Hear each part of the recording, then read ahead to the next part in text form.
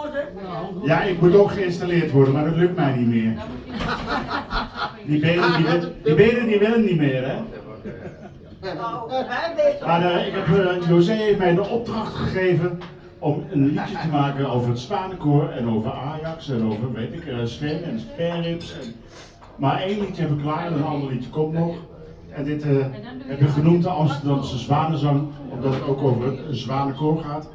De leider van het Zwanenkoor, André Vrolijk, die treedt hier regelmatig op met zijn accordeon. En nou, dit komt dus ook het liedje voor. Nou, laat maar komen dan. Oké dan.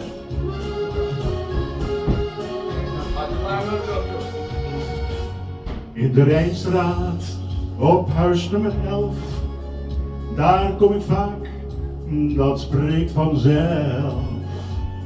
Om te zingen ben ik daar vaak te gast, door lieden van diverse koren blij verrast.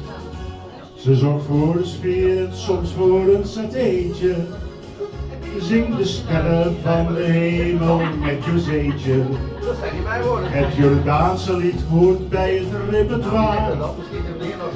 Kom maar langs, dan zie ik jou gezellig daar. André dirigeert het Zwanenkoor, dat weet je. Soms wel streng, maar altijd vrolijk is dat scheetje. De zedige vogel is wel anders gewekt, maar ouderwets is hier voor ieder nog respect.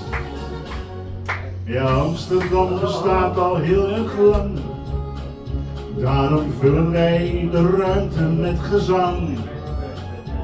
En van vreugde maak ik hier een grote sprong. Mokum 750 lentes jong.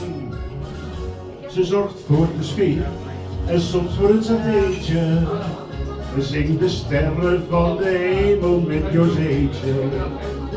Het Jordaanse lied hoort bij het repertoire. Kom maar langs, dan zie ik jou gezellig daar. André dirigeert het Zwanenkoor, dat weet je. Soms wat streng, maar altijd vrolijk is dat scheetje. Ieder vogeltje is wel anders gewekt, maar ouderwets is hier voor iedereen nog respect.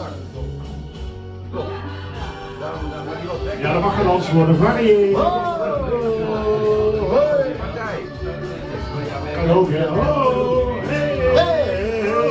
Het kind je wel te lachen bij een bond van die 52. Ik zeg ook even naar ondergrens. Ze zorgt voor de sfeer en soms voor een satéetje. Zingt de sterren van de hemel met Joséetje. Het Jordaanse lied hoort bij het repertoire. Kom maar langs, dan zie ik jou gezellig daar. Kom maar langs, dan zie ik jou gezellig daar. José!